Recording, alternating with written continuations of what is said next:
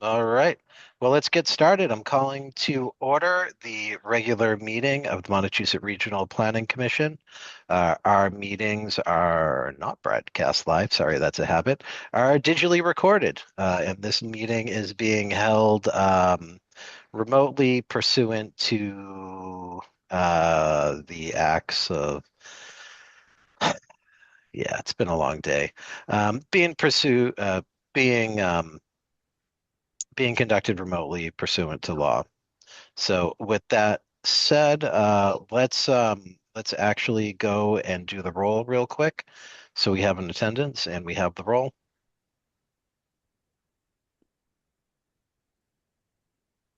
All right, Hartley Pleshaw, Hartley Pletchaw, present. Christopher Monroe, Present. Robert Swartz, Swartz present.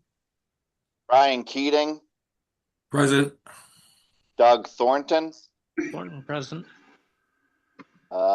Things are moving around on me. Hold on. Guy Corbacero, Corbacero present. Mark Jones, Present. Thomas. I forget your last name. I do this every month. How about Russo? There you go, Thomas Russo. Russo is here. Amanda Reed. Present.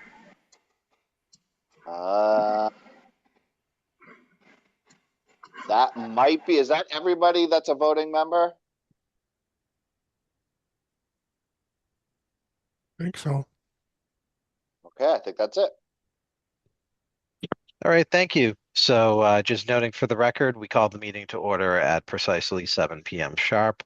Also like to just note we do have an AI note taker in attendance. And if anybody else is using an AI note taker or otherwise recording, please just do us the courtesy of letting us know. It's obviously able to and entitled to because it's a public meeting, but we do appreciate the courtesy. Yeah, just an FYI, that AI, the Read AI meeting notes is ours. Excellent. Thank you. Moving forward on the agenda, the first item we have is the approval of the previous meeting's minutes. Those minutes have been made available to the commissioners through the pre-meeting materials and are also now presented to the commission up on the screen. I'd like to handle this through the process which we've been doing, which is get a motion, a second, and then handle any corrections through friendly amendment. So with that said, would somebody like to make a motion? Corbacero move to accept as printed. Awesome. Do we have a second? Swartz second. Here in a first and a second, any discussion or corrections of the minutes?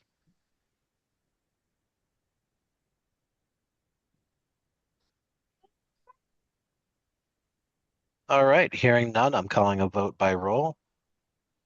Hartley Pleshaw, Hartley Pletchaw, yes. Christopher Monroe, Monroe, aye. Robert Swartz, Swartz aye. Brian Keating, Aye. Doug Thornton, Thornton, aye. Guy Corbacero, Corbacero, aye. Mark Jones, Mark Jones, aye. Thomas Russo, Russo, aye. Amanda Reed, Aye. and I believe that is all. Excellent, thank you. Are there any commissioners who've not been heard or called on the issue?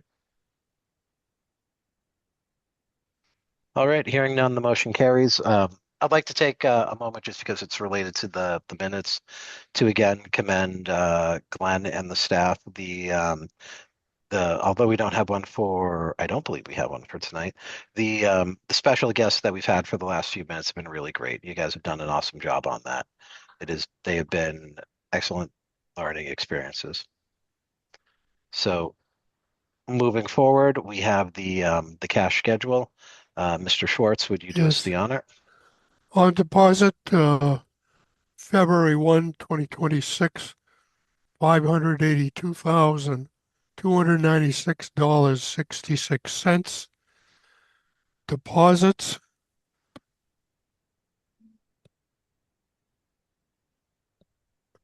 transfers, interest, total receipts, less amount of all cash disbursements. Balance of this warrant is $537,337.79. The total cash disbursements, I just want to make note, was $173,235.95. On deposit as of March 1st is $537,337.79. That is the cash schedule. All right, I thank you, Mr. move to accept, subject to audit. Thank you. Do we have a second? Second, Corbisero. Thank you. Do we have any questions from the commission or any discussion?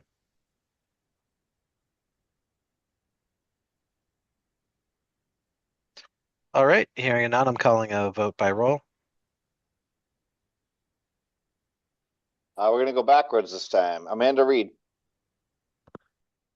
Aye. Thomas Russo, Russo, I.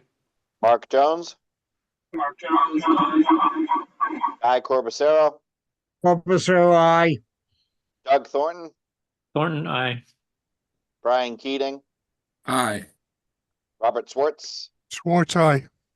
Christopher Monroe, Monroe, aye. Hartley Pleshaw. Lee Plushaw, aye.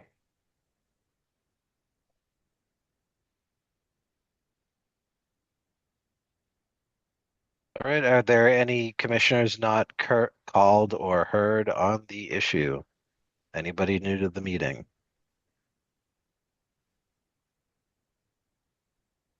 All right, motion carries. So moving forward into guest announcements and questions. I do not believe we have a guest speaker for tonight. I know Glenn and I talked about everything else today. I don't believe I missed that one. That is correct, sir. Excellent, thank you.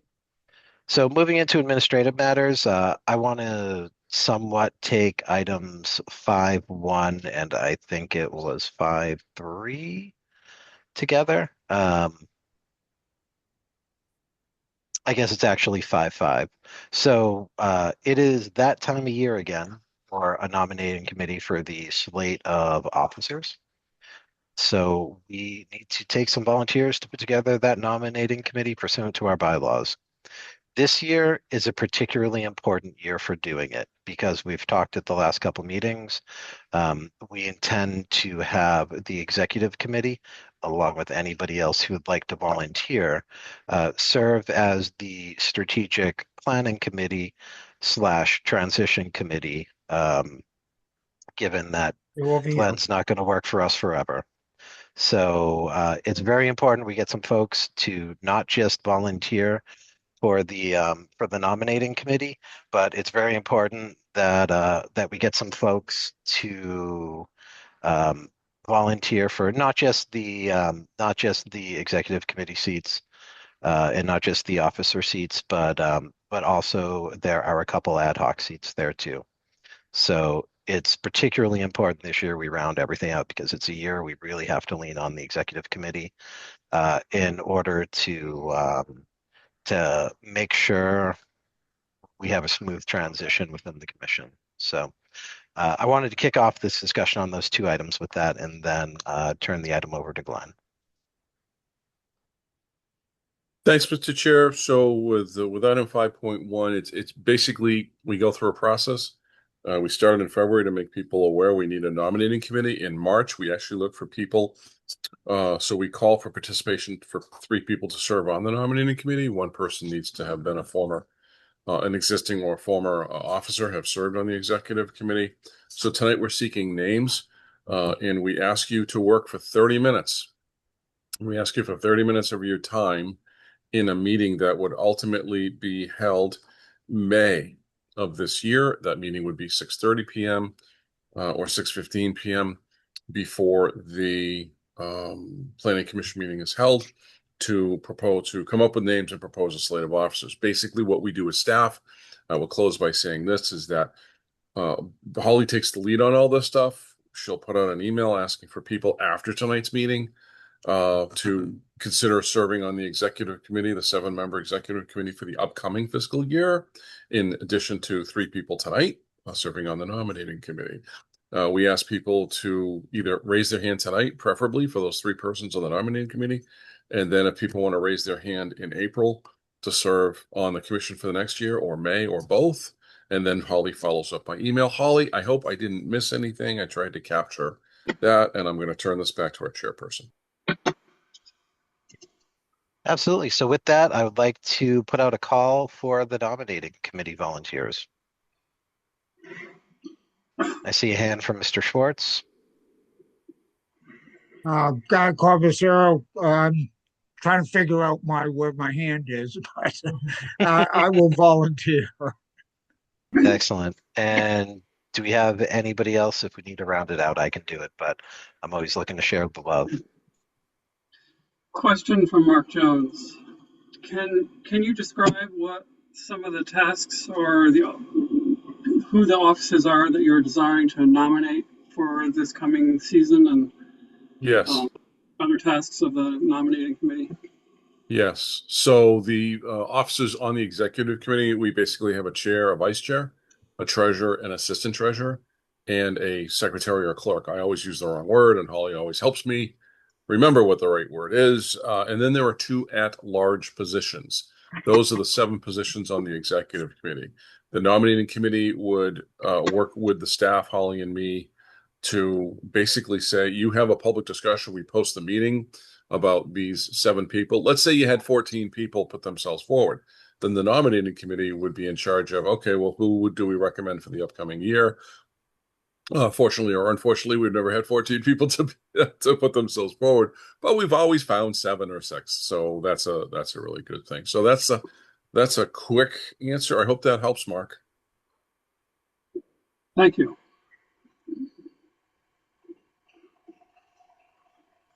All right. Anybody else super excited about joining the nominating committee?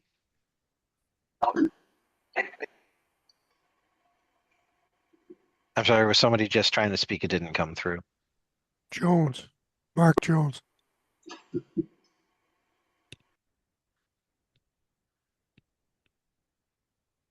Okay, I didn't Mark, actually. you're muted. Yeah, I didn't hear you, Mark. Were you saying yes for volunteering? No, actually, I might have been clearing my throat. Thanks. Oh, No problem. sorry about that. That clearing your throat at the wrong time is an excellent way to volunteer for stuff. So, all right. So I'm happy to help out with the 3rd seat on that. So sign me up. All right. So with that, let's move forward on the agenda to item 5.2. Mr. Eden. Very good. Thank you very much for that. 5.2. So we typically have an audit presentation in March. It'll be a little late this year. We hope to have it done for the April 9th meeting. And basically what that means is that the bottom line is we've never been late in 26 years. We'll never be late again. This is no fault of any individual. We've had a staff transition here. We've had a couple of really big transitions in 2 key department head positions, one for planning and development, one for fiscal director. And we're all learning. I mean, there's some things, I've been here since 26 years, 27 this coming June, and I'm still learning things about the audit. We have a new audit firm, a new auditor in Grassi, Grassi, Grassi Advisors. They're learning us, we're learning about them. So I don't believe, and I just want to be blunt and honest, I don't believe there's any issue going on here other than we're all kind of learning each other's systems. There was a glitch at the beginning when Grassi thought that we were the Regional Transit Authority and not the Regional Planning Commission.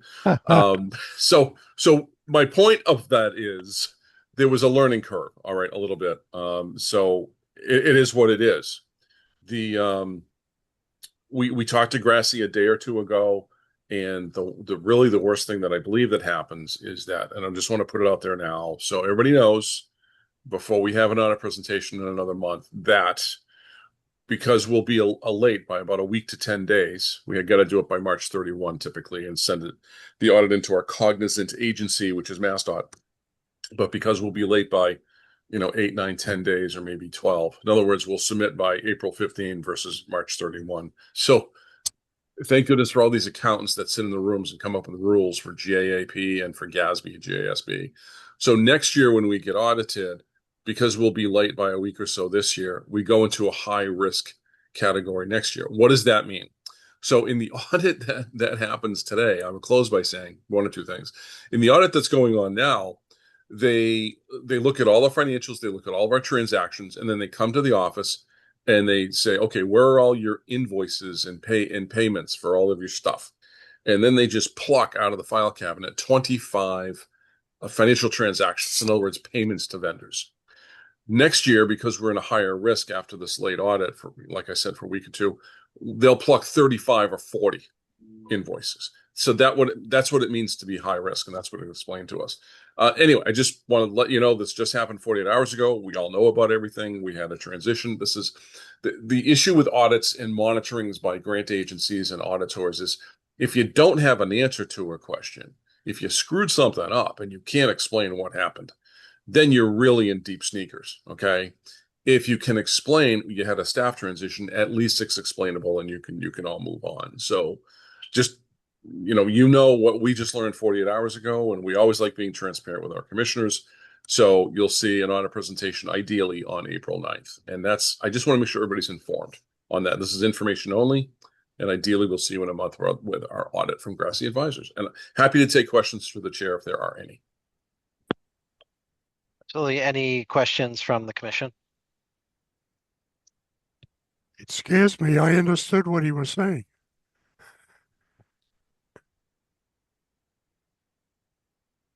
Bob, you say you understood? Okay, well, that's good. That means I'm speaking clearly and better than I used to. Thanks, Bob. Excellent. Any additional questions or comments from the commission? This is obviously an important item, but it's also a situation where it also is kind of what it is. So we just need to work our way through it. All right. Moving forward to 5.3, and for anybody who is newer to the commission, I know it seems interesting that we would have some matters like this on our agenda, but it is a rule for the commission that out-of-state travel needs to be approved by the commissioners. So we do have these come up for us from time to time. So Glenn, can you take us through the request? Very quickly, about a couple weeks ago, I received an email from our U.S. Environmental Protection Agency, or EPA liaison. Her first name is Abby, and Abby said, hey, you have to send the program manager of brownfields to a couple of mandatory conferences. The bottom line here is, yes, we have an out-of-state travel policy. So anytime people leave Massachusetts, we have to go to the commissioners to get approval to go out of the state. So there are a couple of 2-day conferences, one in Portland, Maine in May, one in Newport, Rhode Island, I believe it's December. And what the EPA does, and I have to credit EPA, is they want grantees, they require grantees to go and learn some stuff so you understand better about how to manage the programs. And B, they allow you to use the EPA grant funds for admin to pay for the conferences. So this doesn't hit what I call our admin side, or it doesn't hit our overhead rate. So these are direct charges. The last thing I will say on this is that, yes, I'm recommending that Bernie Cahill and I go to both. It's a theoretical possibility. We might look for a third person to go with us, but we have plenty of time for the December conference to figure that out. And the budgets would be about $2,000 total for the Portland at $1,000 per person, and the budget total will be $1,750 per person for a total of $3,500 for the December conference. It's a little bit more expensive. What drives the cost, just so you know, what we pay for is lodging. If there's a conference registration fee, there isn't one in Portland, so that's why the budget is lower than the Newport Brownfields RLF Brownfields conference, I should say. Also, mileage is reimbursed, or if you're flying airfare, we don't fly to Portland to Newport, but we pay staff for mileage reimbursement and then meals at a per diem rate that meets the federal GSA guidelines. So that's what's on the table. Respectfully requesting out-of-state approval for Bernie and me to go to these conferences in May and December. Thank you for your time. All right, any questions from the commission? Otherwise, would somebody like to move the item? Guy Corbacero would like to move the resolution. Schwartz, second. All right, here in a first and a second, do we have any additional questions or discussion? Question from Mark Jones. Absolutely. The presenter mentioned the possible desirability of having a third person travel. Is it desirable to allow for such in the motion and for our budget purposes? We could do it now, but I'd rather talk to the department head to see if he wants to bring anyone else for the December conference. And we didn't have that discussion a couple days ago. And there's plenty of time to amend the budget between April and let's say October for the December conference. Because I just wanted to do a little more discussion before. And it's so far out, Bernie said, hey, I'm available, but that other person may or may not be. So we just need a little more internal time to process. And that's what's going on. Thank you. All right, any further questions or discussion? All right, I'm calling a vote by roll. Hartley Pleshaw, Lee Pleshaw, I. Christopher Monroe, Monroe, aye. Robert Schwartz, Schwartz, aye. Brian Keating, Aye. Doug Thornton, Thornton, aye. Guy Corbacero, Corbacero, aye. Mark Jones, Mark Jones, aye. Thomas Russo, Russo, aye. Amanda Reed. Aye. That's it. All right, are there any commissioners not called or otherwise heard on the issue? All right, hearing none, the motion carries. So we have another item coming up here under administrative 5.4. I believe this is mostly an informational item at the time. Mr. Eden. Yes, thanks, Mr. Chairman. So you gave us authorization to hire a new planner. Bernie Cahill was promoted to the Planning and Development Department. He started that role in December. The last 2 weeks, the day after the holiday in February, the MLK Day, through last February, we interviewed 17 people of the 33, 34, or 35-ish people that submitted for the position of planner. Interviewed the 17. Next Monday to Tuesday, Tracy, Holly, Bernie, and I are going to sit down and have a good discussion about how we want to go. Do we want to go to a second interview with a handful of people, or do we want to pluck someone? I think we're leading toward the pluck one of the 17. We will report on who we hired in the April 9th meeting. That's all I have on that item, Mr. Chairman. All right, thank you. So item 5.5, we took with the discussion earlier, but I do just want to draw attention to it again because ultimately we as the commissioners are the folks who are accountable for what happens in the transition. So just want to remind everybody of the importance. So we have another information only item here, 5.6. Mr. Eden. Very quickly, I'm not going to go over every item here. Again, I started this a month or two ago to start documenting what the ED does so that commissioners and candidates and the successful candidate for ED in the future can look back and say, okay, what did they do, during the month? That's all this really is. It documents the 17 meetings. And that took, I want to pause there and say a huge note of appreciation and shout out to Holly Ford. Yes, it's human resources job to schedule interviews, but we only schedule 3 to 6 at a time. And that's enough. We had so many applicants this time for a position. So I want to, Holly deserves commendation for scheduling basically 4 schedules of employees and 17 people within 2 weeks. By the time last Friday turned around or came around after the 17th interview, we were tired and we're now catching up on some other admin stuff. So Holly, I want to thank you at this public meeting. And let's see, the other meetings are basically, hey, we're pushing the brownfield stuff forward. And we picked up a new contract with Templeton to do an ED plan, so we're moving forward with that, just starting. That's all I have for that item 5.6. Thanks, Mr. Chairman. All right, thank you. Moving into 5.7, we have an announcement for the next meeting of MEDD. And how are we pronouncing that second acronym? MRCEDS. MR SEDS or Mr. SEDS. No offense to any lady. It's an old acronym that we've been using since 2000 and actually 1995 to 1997. So the MR SEDS is typically what we call it. And the med and SEDS and brownfields, that's our shorthand to have another meeting. I'm having more meetings every 2 weeks because we have a task that's due for the Economic Development Administration project, and that first program year of 3 programs at year ends on March 31. We have to collect a lot of data and analyze trends. That's all I'm going to bore you with. So we're trying to report on those data collection activities and trends analyses. And then, Mr. Chairman, if you don't mind, the next one's just the next meeting of Lunch and Learn. We didn't hold it in February because we had all those 17 interviews to do. And honestly, I just wasn't able to pull that off in the midst of all the interviews. And that's all I have. A couple meetings coming up, folks. By Monday, we'll send out meeting notices. And again, thank you, Mr. Chairman and Commissioners, for your time. Excellent. So we are on to department updates. We're having a fairly efficient meeting this evening. So we do have some stuff that is going on here. So briefly to start with, do we have any updates from GIS? I have no updates tonight.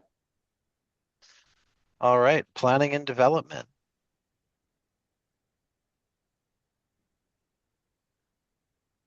Yes, Mr. Chairman. Sorry, Bernie Cahill here. Oh, Yes, I don't know. please proceed. Working. Now it's working.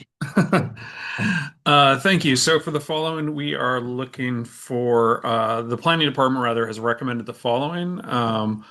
We can read it all the way through, or hopefully you all look through earlier before the meeting what we're recommending. So several of them are going to be recommendations to help write planning assistance grants for several communities for housing production plan updates and open space and recreation plan updates.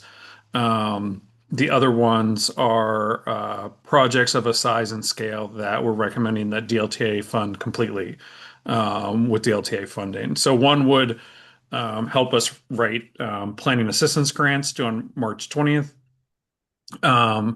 And the other one, and also it would be we're recommending a $10,000 for every community we're helping write a grant for to offer $10,000 of competitive match for those planning assistance grants as part of the applications to make them more competitive. So we're trying to get more bang for our buck out of our DLTA funds here. So rather than take $50,000 and fund one single project, we are trying to get 5 projects out of the same amount of money. So we're trying to spread it, get it to go further, our dollars to go further and help communities, more communities than we otherwise would be able to. I don't know if Glenn wanted to add anything to that. No, we hired this young man, Bernie Cahill, to run this department, and you did a great job. The reality is that I don't need to say any more. And if any questions, Mr. Chair, you can throw them right at Bernie. I'm happy to help, though, if needed, but Bernie's got this. All right, thank you. Do we have any questions from the board?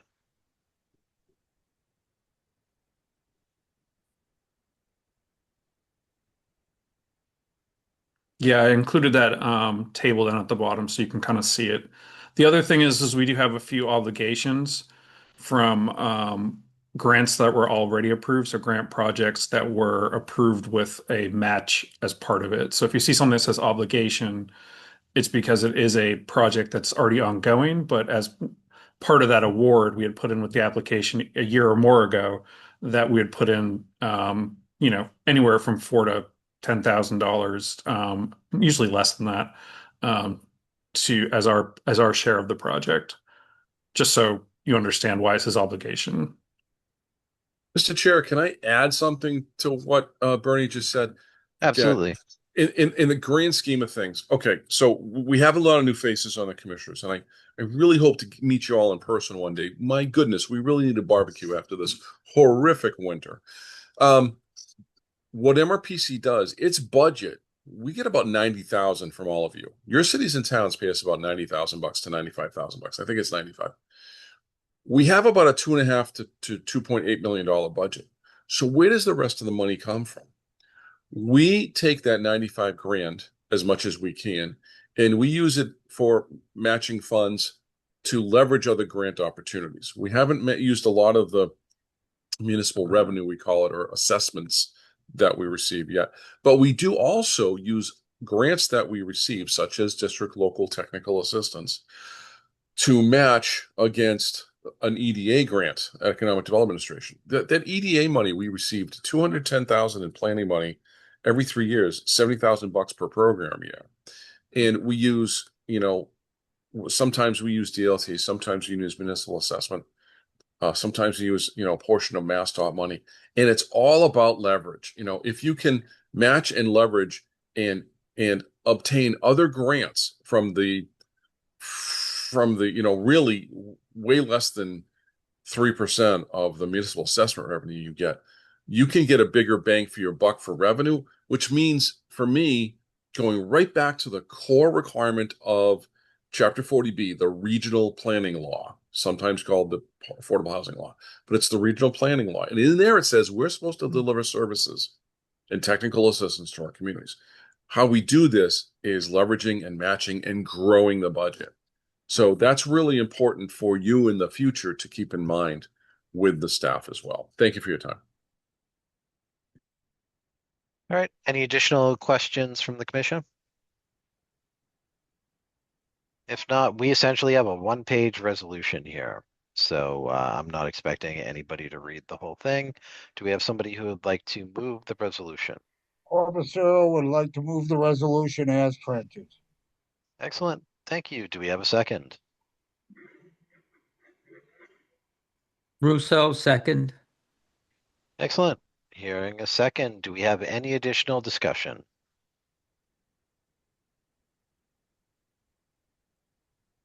All right, hearing none, I'm calling a vote by roll. All right, we're gonna go reverse this time. Amanda Reed, Aye. Thomas Russo, Russo, aye. Mark Jones, Oh, Mark Jones, aye. Guy Corbacero, Corbacero, aye. Doug Thornton, Thornton, aye. Brian Keating, Aye. Robert Schwartz, Schwartz, aye. Christopher Monroe, Monroe, aye. Hartley Pleshaw. Hartley Plushaw, aye. That's it. All right, any commissioners not heard or called on the issue? All right, hearing none, the motion carries. So Mark Jones here. A belated question just in regard to budgets generally. As a recent arrival, I thought I heard last month it was anticipated that next year the budget was looking like it would shrink some amount. Was that an accurate understanding? And I was wondering if you could give a two-sentence summary of what is anticipated. Yeah, either Mr. Eden or Tracy. I can, and Tracy, if she wants to harp in or chime in, that'd be great. 2 sentences. The biggest factor for reduction in revenue is the conclusion of the Safe Streets for All SS4A grant, where we received $750,000 over the previous 2 fiscal years. So we won't receive a big chunk of money from that project because it's over. The second big chunk of money is Municipal Vulnerability Program and MVP. Bernie's going to correct me if I screwed up the name. And we'll receive $458,000 in FY25 and FY26, and then that program will end. I beg forgiveness for a third sentence. This is the game that RPAs play. We identify issues, we identify financial resources to deliver the services, and you hire staff to deliver those services. And I always compare this to a seesaw balance. If you have the same amount of revenue as the cost for human resources, you're in parity, you're okay. If you have more finances, you need to hire more staff to deliver. If you have less money, you don't need as many staff to deliver the services.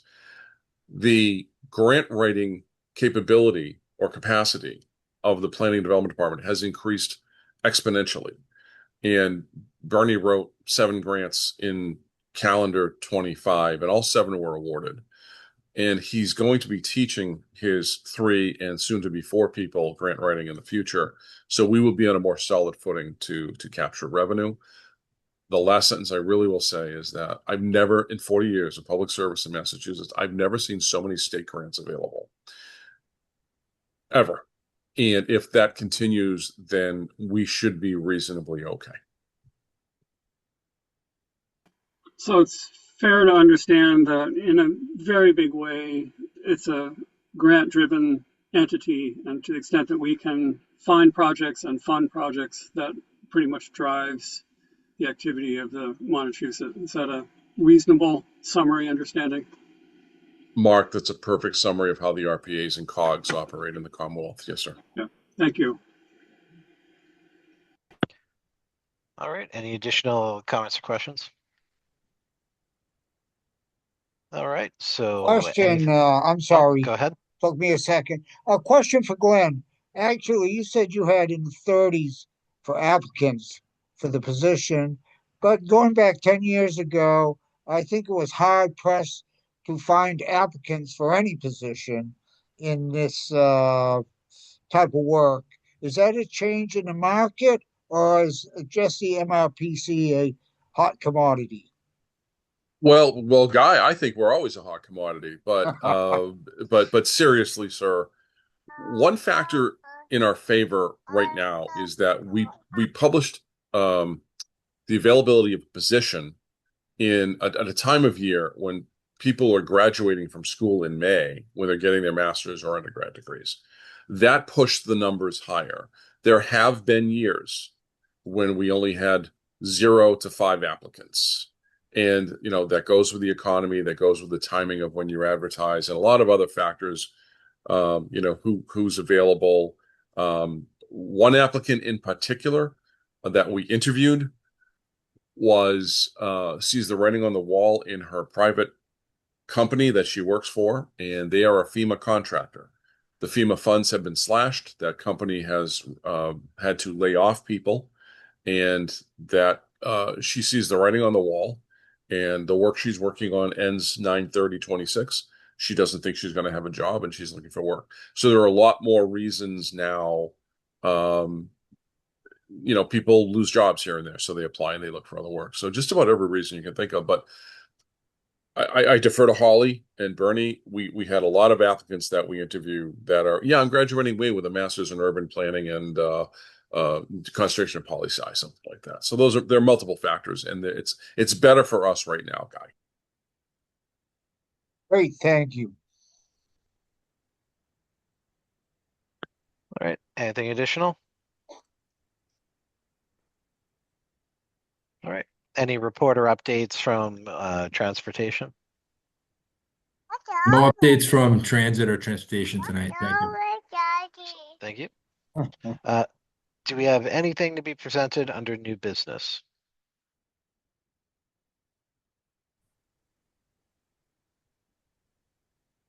All right, hearing none, we're on to our final item.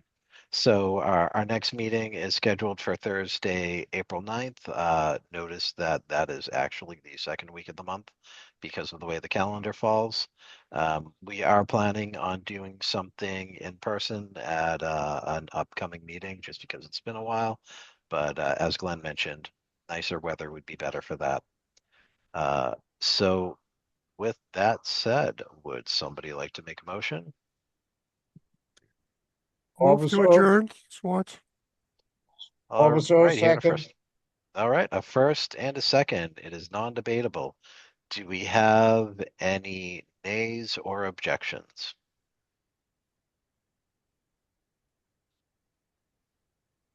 All right, hearing none, we are adjourned at 7:40 p.m. Thank you to all the volunteers. Thank you to all the staff, and have a good evening. Very much. Good Thank month. you. Thank you.